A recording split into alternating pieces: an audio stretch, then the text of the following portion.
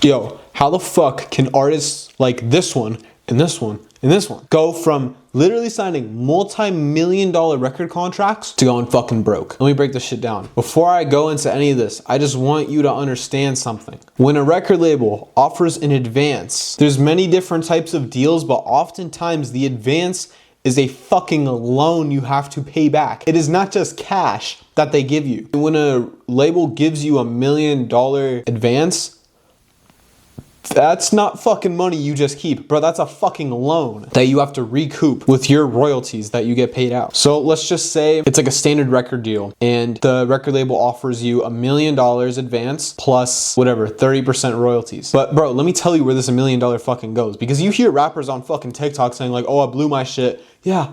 Bro, half of the time, bro, these people are not making the money you think they're fucking making, bro. This like $1 million goes into like recording costs. It goes into producer fees, studio time, music videos, marketing campaigns, tours. Bro, it's not like you just fucking keep all this money. The record label will literally spend the shit for you. And you, as the artist, not knowing that they're literally using your fucking money. And remember how I mentioned that you have to pay back this loan with the royalties you get? So let's just say they do a 70-30 split. Bro, they're literally keeping 70% of the money. So you don't even get to touch that shit. That shit doesn't go back to your fucking loan. The only money that goes back to your loan is that 30% split you have if you do a 70-30 split.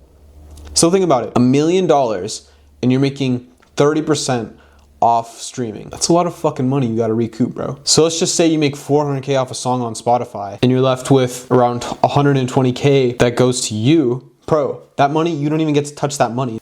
That's crazy. That's fucking wild. And bro, keep in mind, bro, $400,000 is low-key a lot of fucking money to make off a song, bro. Depending on like your payout per stream, that's like around 100 million streams. That's not fucking easy to do off one song. That's why you'll see these artists releasing fucking like multiple projects and them still having to recoup because they need to make back their fucking money. And also, whenever you like sign to a fucking like major label, you definitely have like a lifestyle inflation. When you're in that scenario, everyone's fucking telling you from your hometown, yo, you fucking made it. You have to like, at least if you're a rapper, you have to show that you're making money and get fucking like chains and shit. And overall, your lifestyle just inflates. So you're spending more money.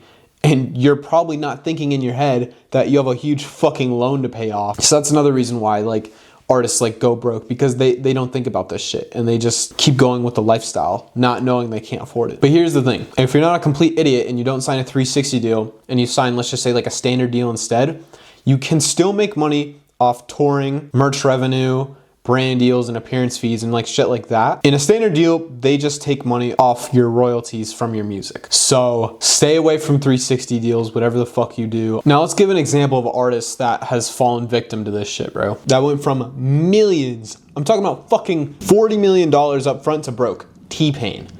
Bro, this guy literally had a $40 million advance, meaning the label paid him $40 million to sign, but his split was so fucked.